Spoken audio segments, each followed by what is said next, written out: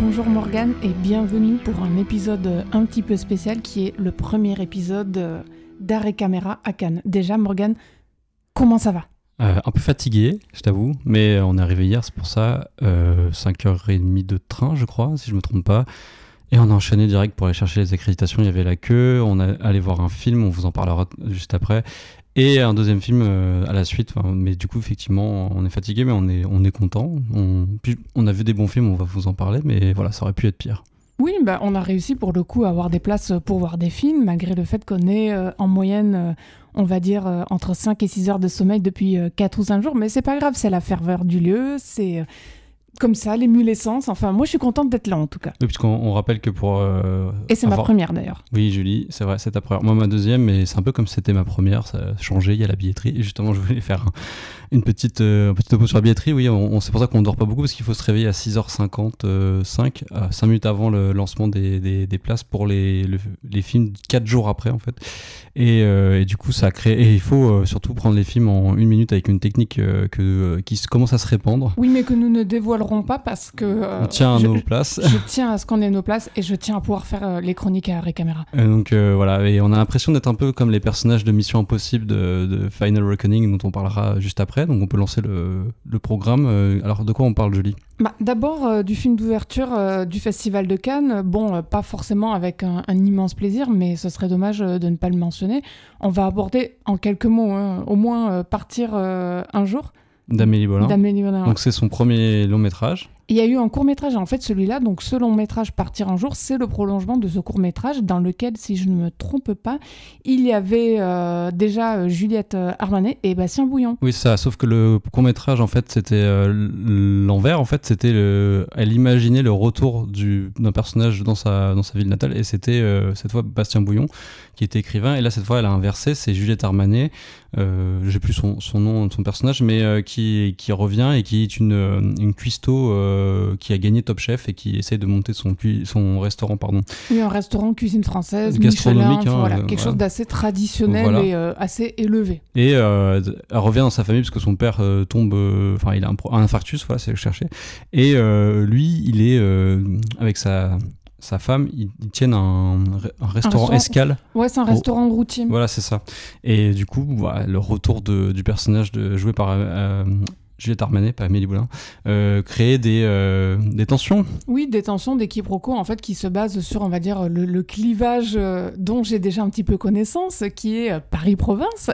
Effectivement, c'est un peu un film sur ta vie, Julie. Oui, non, surtout pas. Mais non, voilà, il y a beaucoup de conflits, de gimmicks, de gags et autres, de ressorts comiques, disons, qui se basent là-dessus. Effectivement, la plupart des blagues sont à ce niveau-là.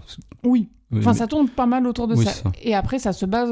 le titre le laisse supposer, puisque Partir un jour... Sans retour. Sans retour. Et d'abord... Effacé. Non, on va pas faire toute la chanson. Et d'abord, un tube des To Be Free des années... 90. Fin 90, je crois. Fin 90, oui, quasiment 2000, pour ceux qui ont notre âge, qui se rappellent à l'école. Mais tout le film est en fait construit... basé sur cette époque-là. C'est une sorte de comédie musicale, en fait, où les personnages se mettent à chanter d'un coup pour véhiculer leurs émotions et faire avancer le récit. Et c'est des tubes ringards. Alors, c'est pas des chansons qui ont été composées spécialement pour le film, ils reprennent des tubes connus. C'est un peu le principe qu'il y avait dans On connaît la chanson d'Alain Resnais. Sauf que dans le film d'Alain Resnais, si vous vous rappelez, en fait, c'était les personnages qui se mettaient à chanter d'un coup. Et c'était pas eux qui chantaient, c'était la musique qui passait. Donc, c'était pas leur voix, c'était la vraie chanson. Sauf que là, le parti pris d'Amélie Bonin, c'est qu'elle va mettre toute la musique. C'est pas juste un extrait d'ailleurs.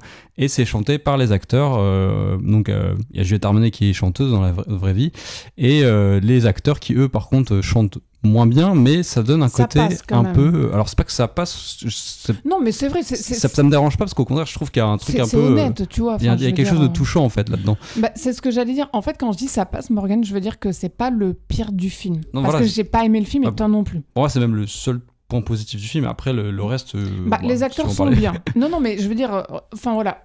Pour moi, il y a 2 points positifs dans Partir un jour. Les musiques, pourquoi pas. Moi, j'ai rien contre... C'est pas mon truc quand les personnages se mettent à chanter comme ça, mais j'ai rien contre. J'ai trouvé que les acteurs étaient plutôt bien. Juliette Armanet, pour son premier long métrage, c'est vraiment très bien. Il y a rien de spécial à redire. On croit en rôle, on croit en son Dominique incarnation. Blanc est génial. Bien sûr. Et peut-être elle aura un César, qui sait, voilà. Ouais, oui, on sait jamais, tu vois. On n'a pas vu grand-chose cette année de cinéma français, ce serait un peu présomptueux. Mais après, l'ensemble du film, non, en fait, j'ai pas accroché parce que j'ai trouvé que, en termes de scénario, c'était un petit peu léger. Enfin, disons que le fameux clivage Paris-Province, au bout d'un moment, moi, j'en ai eu un petit peu assez. J'aurais aimé qu'on parle d'autre chose. Alors on va me rétorquer, oui, mais ça parle des conflits avec son père, ça parle aussi d'un retour aux sources, etc. Mais pas vraiment, en fait, parce que je trouve que les personnages sont assez monolithiques et qui sont plus tous, on va dire, fonctionnels que des personnages avec une certaine consistance. Je sais pas ce que tu en penses par rapport à ça, Morgane, mais moi, c'est l'effet que m'a fait le film et qui, du coup, pose certains problèmes d'écriture. Puis surtout, le film un peu malhonnête, à un moment donné, il y a une espèce de tentative de faire du personnage de Juliette Armanet une femme qui veut s'émanciper, se libérer, mais en fait, à la fin, tout revient au statu quo, et je trouve ça très son destin et son décevant. Quotidien est régi par des hommes du début jusqu'à la fin. Enfin, je sais, pardon, ça y est, ça fait très woke de penser ça du film, mais je persiste et signe, c'est-à-dire que ce soit par rapport à son père, que ce soit par rapport à son compagnon, que ce soit par rapport à son crush de collège. Je suis désolée, c'est un personnage féminin qui est écrit qu'en rapport avec les hommes, et moi je trouve ça un peu dommage, en fait. Et puis la question du bébé... J'ai eu un peu un rejet du film à cause de ça, je l'avoue. Oui, pareil, mais la question aussi cruciale du bébé, qui est quand même un peu une espèce de ressort scénaristique qui va créer des tensions, à la fin elle est même pas éludée, c'est-à-dire qu'il y a ce suspense après, est-ce qu'elle garde ou pas le film est sorti, les gens l'ont vu, donc ça c'est pas... on spoilera pas avec les autres films bien sûr, mais voilà, donc moi le film m'a complètement gêné, puis je trouve que il avait envie d'être un peu loufoque, mais il ne va pas assez loin dans ses numéros musicaux, et il y a des numéros musicaux qui sont un peu décevants, donc non, c'était pas une bonne ouverture. Pas un bon film non plus, je pense que tu es d'accord, Julie. Oui, après, il y a, on va pas épiloguer là-dessus, Morgane, parce qu'on n'a pas beaucoup de temps, dans le sens où on a envie de faire un maximum 20 minutes, une demi-heure chaque jour, on l'avait prévenu, vous nous suivre. Mais ce qui est certain, sans rentrer dans les détails, c'est que les films d'ouverture à Cannes, ça a rarement été extraordinaire. Bien sûr. Ensuite, on a vu un film de la Semaine de la Critique en arrivant à Cannes cette fois. C'était Riedland de Sven Bresser, qui est un premier film néerlandais et qui est aussi d'ailleurs, d'après Ava Cahen, la déléguée générale de la Semaine de la Critique, et j'ai vérifié, donc elle a raison. Tu as fact-checké la déléguée générale de la Semaine de la Critique. Oui, mais attends, quand même, c'est le premier film néerlandais sur la croisette depuis 2013 ça fait un bout de temps. Le film Borgman de je sais plus qui, mais parce que les films de Verhoeven, c'est des films français qu'il a fait. Mais c'est vrai, en termes de production, malgré sa nationalité. Voilà, c'est ça. Et donc, Riedland, effectivement, c'est un polar rural qui raconte l'histoire de Johan, qui est un fermier spécialisé dans la culture du roseau. Du roseau, ouais. Et c'est important parce que le film s'ouvre notamment sur une séquence assez longue de peut-être 10 minutes où on suit toute cette... D'introduction, on le voit au travail, on le voit dans son quotidien. C'est vraiment le fermier au travail. Et d'ailleurs, il travaille, on peut préciser, parce que ça aussi c'est important dans Riedland, il travaille de manière traditionnelle, une pratique qui est mise une pratique qui est mise en danger par les nécessités de la modernité pour pouvoir survivre économiquement. Ce sont des sujets qui sont abordés dans Riedland. Exactement, soit l'Europe ou la Chine qui vient concurrencer. Et donc, toute l'introduction du film, c'est la mise en scène de cette espèce de rituel qu'il fait quasiment tous les jours et qui va revenir de temps en temps dans le film de manière éparse. Mais c'est vraiment ce bloc, ce monolithe de 10-15 minutes, parce que je dis monolithe parce que c'est Muti qui ne parle pas.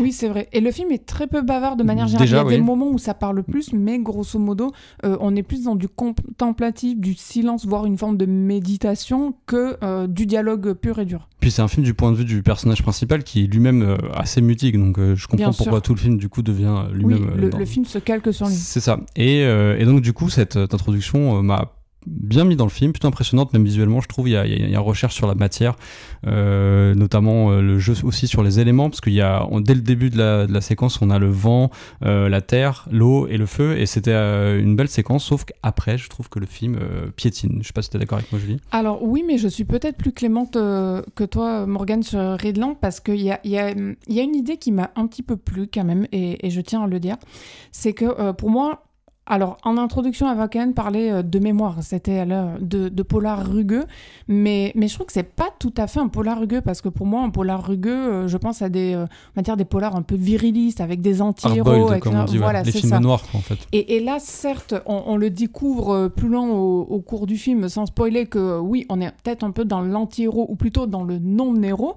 parce que c'est un homme banal, comme on en voit, d'État, qui est plutôt âgé. À savoir qu'en fait, ce qui va créer le côté polar, c'est qu'en fait, il va découvrir un corps d'une jeune fille sur sa parcelle. Voilà. Et il va enquêter lui-même. Parce que la police piétine aussi, oui, comme le film. Elle piétine, et bon, le film laisse entendre qu'il y a comme des manquements, ce dont on n'est pas tout à fait sûr, mais voilà, disons que c'est la trame directrice de Redland. Mais donc, j'allais dire, non, pour moi, en fait, c'est pas tant un polar rugueux que une sorte d'anti-polar, parce que je trouve qu'il embrasse la manière dont se déroulent ses affaires dans le réel. C'est-à-dire que dans le réel, au final, quand on trouve un corps, il peut se passer beaucoup de choses en 24 heures, mais quand il ne se passe rien souvent, il se passe rien du tout. Et je trouve que le film épouse cette forme-là, c'est-à-dire que quand on découvre un corps et qu'il ne se passe rien, il y a quelques personnes interrogées, la police piétine, et en même temps, elle peut pas aller plus loin, et on lui reproche son inefficacité. Et ça veut dire qu'il y a des gens qui se mêlent aussi forcément de ce qui ne les regarde pas et qui cherchent à mener l'enquête à la place.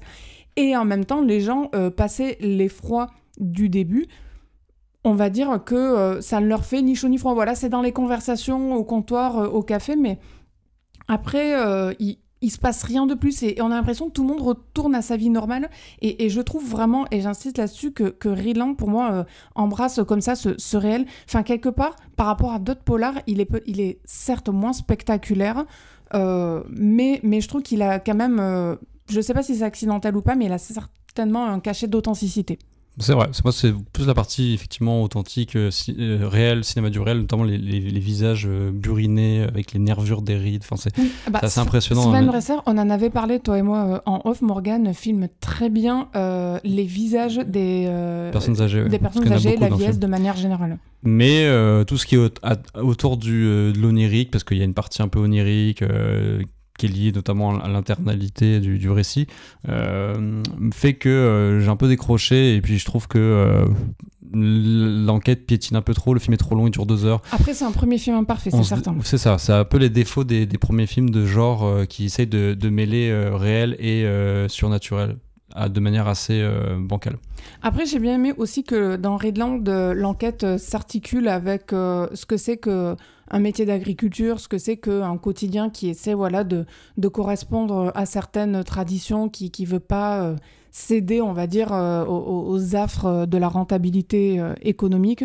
Enfin, voilà, en fait, le film, finalement, malgré son côté contemplatif, brasse, je trouve, pas mal de sujets, mais ils arrivent à s'imbriquer les uns dans les autres. C'est peut-être pour ça que je te rejoins sur le rythme qui parfois m'a un petit peu perdu, mais je trouve quand même que Redland a ses mérites.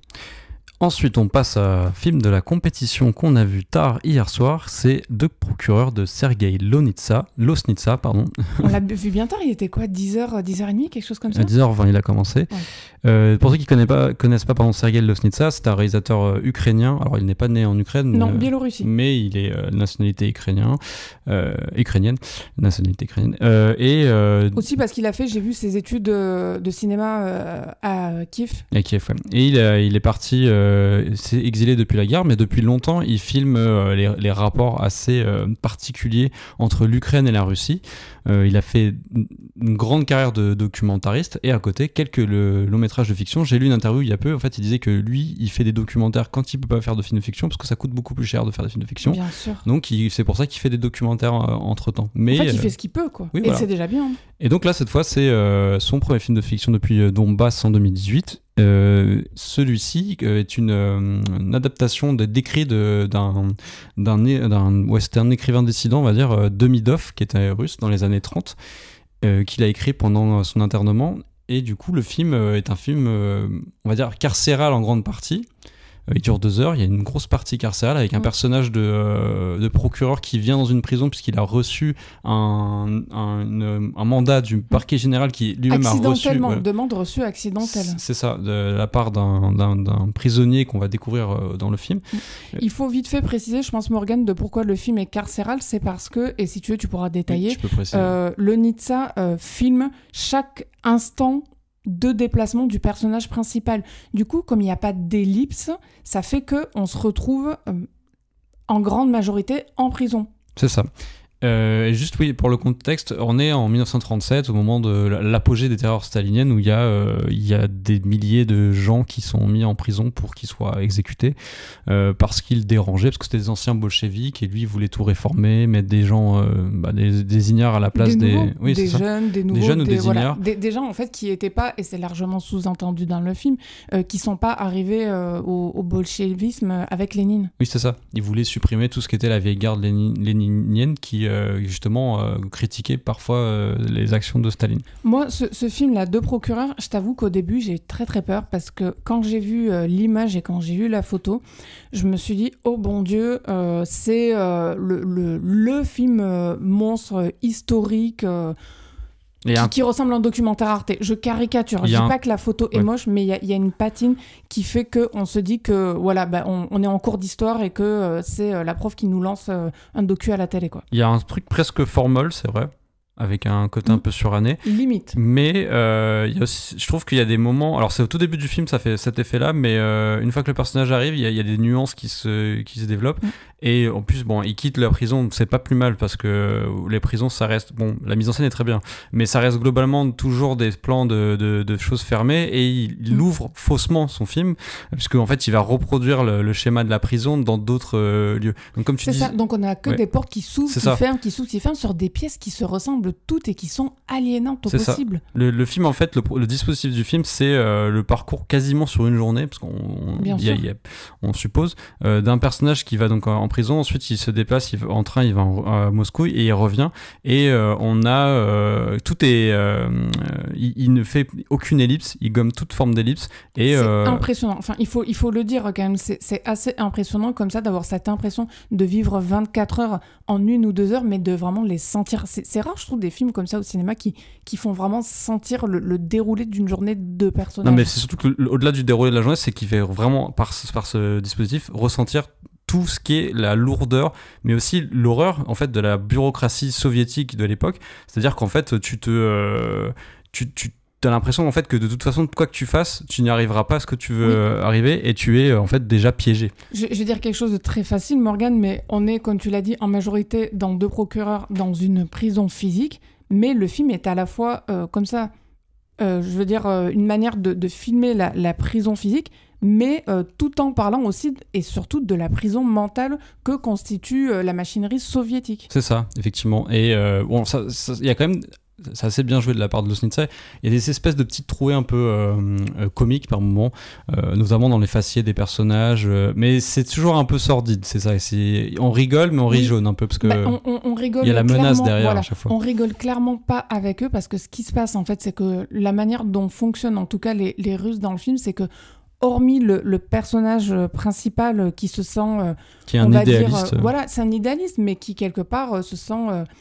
on va dire, un petit peu poussé des ailes. Et encore, elle est un trop grand mot. Disons qu'il a des velléités individualistes, au sens où, par rapport au système, il a envie d'agir en individu pour le bien commun. Et sauf que c'est là qu'on se rend compte, et je dis pas la fin, comment ça se déroule, mais on se rend compte que, quelque part, en fait, ceux qui se retrouvent en prison... il y a 2 catégories. Il y a les personnes qui protestent, mais il y a aussi les personnes, et c'est dramatique, comme le personnage principal, qui ne sont pas seulement dans la protestation, mais semblent aussi ne pas avoir compris le système dans lequel ils étaient. En fait, ils pêchent effectivement par idéalisme. C'est ça.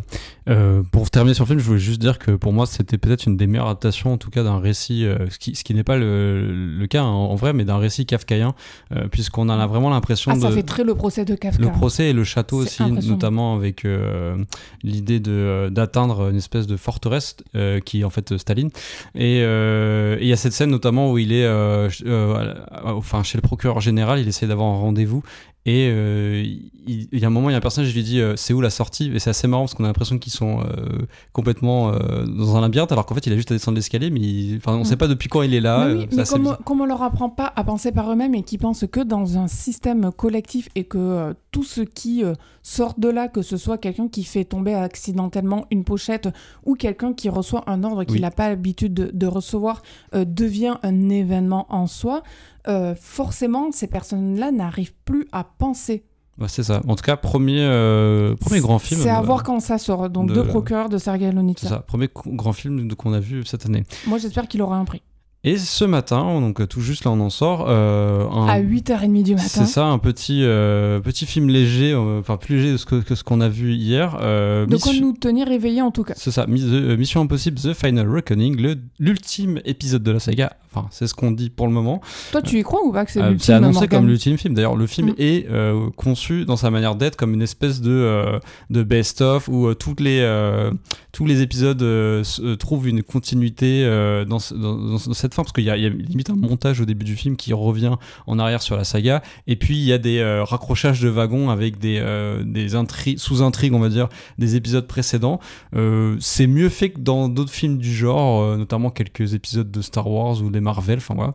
Mais ça reste quand même assez laborieux pendant la première heure, sachant que le film fait 3 heures, donc on va se dire 1 heure qui, moins bien, ça passe pour les 2 heures restantes. Parce que ça parle beaucoup aussi, c'est-à-dire qu'on sent effectivement qu'il y a un peu du mal à raccrocher avec tout le reste, qu'il y a un petit peu de... J'ai pas vu tous les Missions Impossibles, j'en ai vu la plupart, mais pas tous, il doit m'en manquer 1 ou 2. Mais voilà, où on essaie de justifier telle fin d'un l'un pour ramener tel personnage de l'autre. Bon, c'est un peu patchwork, quoi. C'est ça, puis...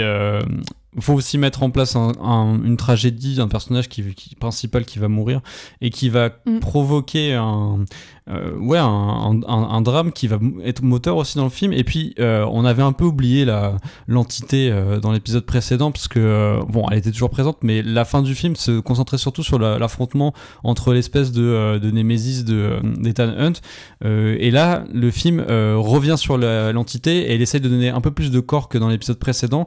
Et je trouve quand même que sur l'IA, même si c'est toujours intéressant, d'ailleurs j'en avais parlé dans l'épisode précédent, que Tom Cruise, Ethan Hunt avait affronté tous les entités possibles, que ce soit son mentor, une nation ennemie déguisée en une espèce de mission impossible adverse, tous les trucs possibles. Et là il fallait qu'il affronte l'IA, donc l'arme aussi parce que c'est à la mode et qu'on fait qu'en parler. C'est ça. C'est la logique du truc aussi. Bien sûr, mais c'est aussi la logique de la saga de toujours plus fort, toujours plus. Et là, c'est l'IA, donc quelque chose en fait qui n'est plus physique et qui va créer une tension, notamment quand on disait dans les épisodes précédents qu'un personnage peut envoyer un truc qui va détruire la planète. Là, pour le coup, on y croit un peu encore plus, puisque l'IA va avoir la main mise sur tous les missiles nucléaires, qui peut créer des tensions géopolitiques, etc. Mais je trouve qu'à part ça, à part ce côté un peu futuriste, mais ce côté prétexte à un nouvel épisode avec l'action, je trouve qu'ils n'en font pas grand chose de l'IA. Voilà. Oui, alors je suis pas tout à fait d'accord avec toi, Morgane, mais sans débattre non plus des heures, je vais expliquer pourquoi, et je vais l'expliquer par rapport à certaines lectures récentes que j'ai faites sur l'IA. C'est vrai que tu t'es vachement intéressé là-dessus. Énormément, j'ai lu énormément, et en fait... En apparence, on dirait que ce Mission Impossible ne fait pas grand-chose par rapport à l'IA. Mais il y a une chose qu'ils font par rapport à l'IA et qui en fait est en filigrane et qui est le fil d'Ariane de tout le film, c'est la réalité alternative créée par l'IA. Le film, en vérité... C'est vrai, ils n'arrêtent pas de parler il faut qu'on sorte de la réalité de l'IA. Ouais. Voilà, et par rapport à ça, je veux, donc la fameuse réalité de l'IA, je veux mentionner un excellent texte du philosophe de mémoire hongkongais Jian Wei-Xun, qui est paru dans Le Grand Continent, l'Empire de l'Ombre, Guerre et Terre, au temps de l'IA. Donc le texte du philosophe hongkongais Jian Wei-Xun porte sur ce qu'on appelle l'hypnocratie. C'est un concept qu'il a inventé. Et donc l'hypnocratie consiste à parler précisément, exactement de ce dont parle ce Mission Impossible, qui est l'illusion, la réalité alternative, son caractère hypnotique généré par l'IA. Et c'est de ça dont il est question dans le film. On le voit à certains moments. Ouais. Tous les personnages finissent par ne plus devenir humains et devenir des robots qui sont mus par un algorithme qui prédit tout ce qu'ils font. Et donc tout l'enjeu du film, je dis pas que c'est suffisamment bien fait, attention, hein, mais tout l'enjeu du film en tout cas est de réussir à sortir de on va dire ce côté Cassandre pour parvenir à se réintégrer en tant qu'être humain sachant, mais aussi être humain doté d'une volonté. Et donc ce texte-là sur l'hypnocratie, si vous tapez sur Google, vous trouverez, parle aussi de ça. Il parle de comment en tant qu'être humain, on doit adopter, on va dire, une posture non pas anti-IA forcément ou nécessairement, mais en tout cas de conscience par rapport à l'objet IA. Voilà, ouais. C'était mon lien, on va dire, philosophique par rapport à Mission Impossible. Mais juste sinon, pour parler du positif de mon côté, parce que en tout cas, il y a une tentative, je suis d'accord avec toi, mais ça reste un MacGuffin qui sert à mettre une intrigue, encore une fois, de scènes d'action. Oui, c'est pour ça que c'est pas parfait, quoi. Mais du coup, les scènes d'action elles-mêmes, c'est parmi les meilleures de la saga. Il y a 2 grosses scènes d'action, en fait. Notamment une scène de sous-marin qui, je trouve, va un peu à l'encontre de tout ce qui était précédemment et qui rejoint un peu dans le premier épisode la fameuse séquence qu'on revoit d'ailleurs dans la chambre forte de la CIA qui est mythique où il descend c'est même pas en rappel mais avec un câble. Oui, il y a le sens de la profondeur. C'est ça, mais c'est pas effectivement, Julie, c'était pas ça dont je pensais, mais c'était plus par le côté silencieux, méticuleux, car d'habitude dans les Missions Impossibles, les scènes d'action c'est plutôt hystérique, bordel, il y a des choses partout, il faut de la débrouille aussi parce que voilà. Ça se passe pas toujours comme prévu et il faut combattre, alors que là on est vraiment dans quelque chose de beaucoup plus silencieux. Et là c'est la débrouille, mais effectivement la débrouille dans la sobriété et dans l'extrême, mais moins... Et le silence. Voilà, c'est ça. Voilà, c'était juste pour dire. Et donc le silence. Il y a cette angoisse-là. Très très belle séquence, voilà. Et par rapport à ça, juste Morgane, sauf si tu veux ajouter quelque chose, moi, j'ai fini mais pour conclure sur ce Mission Impossible, donc, alors je me rappelle jamais. Voilà, c'est Final Reckoning. Merci.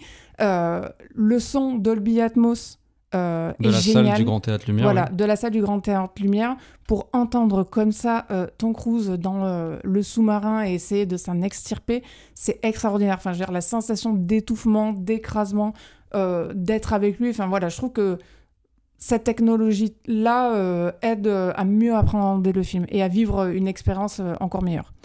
Et on a fini du coup notre premier épisode canois. On a réussi à tenir à moins de 30 minutes. C'est ça, c'est bien. On reviendra, on fait un nouvel épisode demain avec d'autres films dont on vous parlera. Enfin, on va pas faire d'annonce, mais voilà. En tout cas, merci de nous avoir écoutés. J'espère que ça vous a plu et à très vite. Bonne journée.